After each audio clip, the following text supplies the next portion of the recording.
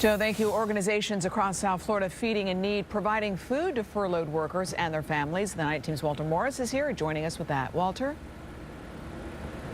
Well, Lynn, organizers of this donation drive say there are about 1,500 active duty Coast Guard service members who are now working without pay, and that's why they're doing everything they can to help them out. And that's just one example of how this community is coming together.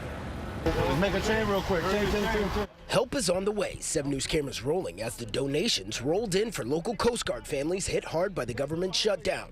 Just the outpouring of support is amazing. The Miami-Dade Chief Petty Officers Association and several other groups holding a donation drive here at the Lincoln Beard Brewery, collecting supplies and money along with gift cards for gas and groceries to help 1,500 active duty Coast Guard service members in South Florida who are on the job without pay. A lot of these members in the Coast Guard that are living paycheck to paycheck and have missed one paycheck, and some of our civilian workforce that have missed 2 paychecks. And from Fort Lauderdale to Miami, members of the community coming together to help federal workers. The South Florida Muslim Federation delivering food to 100 families in need. We're going to continue this till the shutdown is finished. Meanwhile, at MIA's Subway offering free sandwiches to TSA workers. With these kind of times, I've never been used to anything like this in my life. And it's unfamiliar territory for many federal workers at the airport, gearing up to miss another paycheck thanks to the gridlock in Washington. But Feeding South Florida stepping up, distributing food to 1,000 team members in Customs and TSA. To have someone to, give this out and us be able to take advantage of it is really huge.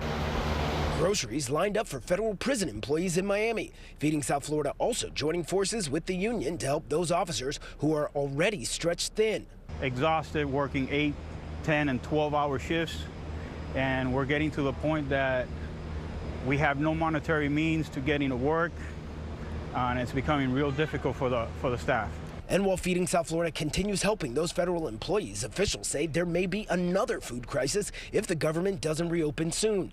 About 38 million Americans depend on SNAP or food stamps to buy groceries, and funds are drying up. February SNAP benefits were dispersed early on January 20th. By receiving that month's benefits 2 weeks early, we're now concerned that mid-February families will run out. And if that money runs out, nearly 1 million people in South Florida will need help getting groceries and turn to food pantries. And that means Feeding South Florida will need help meeting the demand. We are potentially looking at an $84 million worth of budget deficit that families would otherwise have to purchase food.